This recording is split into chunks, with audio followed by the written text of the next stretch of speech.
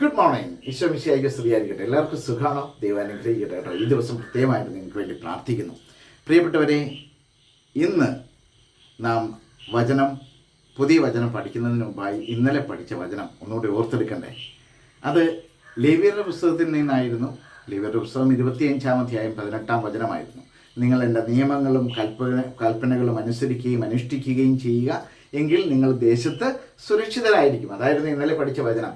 So smile and start your day with Jesus. ഈ എപ്പിസോഡിലേക്ക് നിങ്ങളെ സ്നേഹത്തോടെ സ്വാഗതം ചെയ്യുന്നു. ഞാൻ സിബി വർഗീസ്.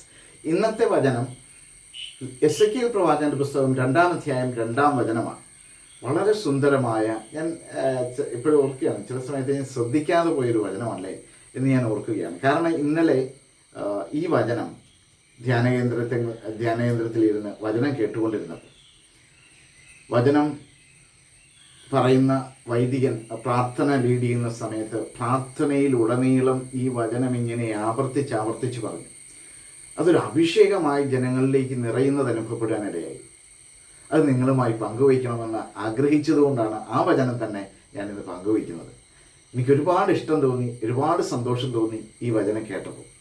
വചനം ഇതാണ്: അവൻ എന്നോട് സംസാരിച്ചു കൊണ്ടിരുന്നപ്പോൾ ആത്മാവ് എന്നിൽ പ്രവേശിച്ച് എന്നെ കാലുകളിൽ ഉറപ്പിച്ചു നിർത്തി. ആത്മാവ് എന്നിൽ പ്രവേശിച്ച് എപ്പോൾ? അവൻ എന്നോട് സംസാരിച്ചു കൊണ്ടിരുന്നപ്പോൾ. എസെക്കിയേൽ പ്രവാചകന്റെ പുസ്തകം 2-ാം അധ്യായം 2-ാം വചനമാണ്. The book of the prophet Ezekiel chapter 2 verse 2. അവൻ എന്നോട് സംസാരിച്ചു കൊണ്ടിരുന്നപ്പോൾ ആത്മാവ് എന്നിൽ പ്രവേശിച്ചു. അങ്ങനെ പ്രവേശിച്ചപ്പോൾ എന്താ സംഭവിച്ചത്? എന്നെ അവൻ കാലുകളിൽ ഉറച്ചു നിൽക്കാൻ സഹായിക്കുകയാണ്. നോക്കി, ദൈവവചനത്തിന് നമ്മുടെ പ്രതിസന്ധികളെ നേരിടാനായിട്ട് ബലം കിട്ടും. നമുക്ക് പ്രതിസന്ധികൾ ഉണ്ടാകുമ്പോൾ, നമ്മളൊരു പ്രശ്നത്തെ നേരിടുമ്പോൾ ദൈവത്തിൽ ആശ്രയിച്ചാൽ, ദൈവവചനത്തോട് ചേർന്ന് നിന്നാൽ തീർച്ചയായിട്ടും അവയെ മറികടക്കാനുള്ള കൃപ നമുക്ക് ലഭിക്കും. When he spoke to me, a spirit entered into me and set me on my feet. എൻ്റെ കാലുകളിൽ ഉറപ്പിച്ചു നിൽക്കാനായിട്ട് സഹായിക്കുന്നത് ദൈവത്തിൻ്റെ വചനമാണ്.